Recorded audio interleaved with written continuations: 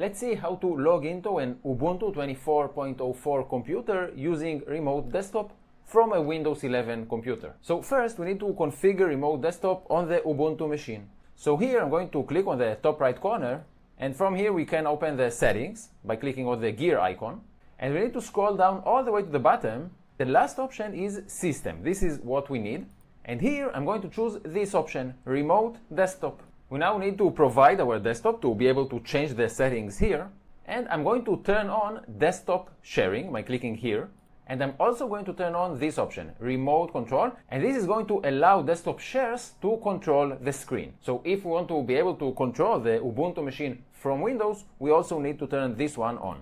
And the remote desktop is going to use this port 3389. This is the default port for remote desktop. This is also the port that Windows uses, so it's going to work fine. And now I want you to notice another thing.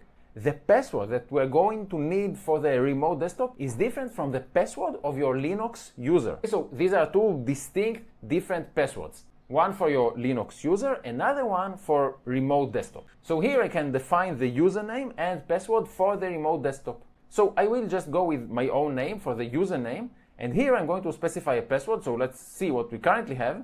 And this is something that was auto-generated. I want to edit it now, and I'll just go with password, and we are done with the configuration here. We can now close this window. One last thing that we need to do here on the Ubuntu system before we can connect to it is find the IP address of this computer.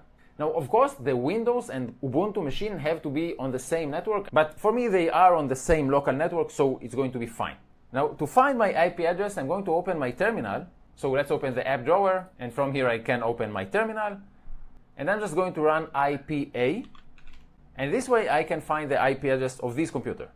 And as you can see, this is the IP, and we're going to use it in a second to connect from Windows. So you will have to either remember it or write it down. And now let's switch over to the Windows computer and connect to this Ubuntu machine. So I'm now on my Windows machine, and we need to open the remote desktop client. So let's click on the Windows Start icon, and here I look for remote connection.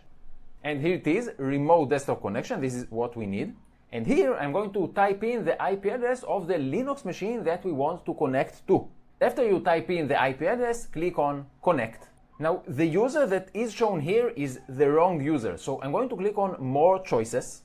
Then I'm going to choose from here, Use a different account. And the username that I want to use is the one that we defined on Ubuntu. This is the username that we defined for the remote connection, and I used my own name.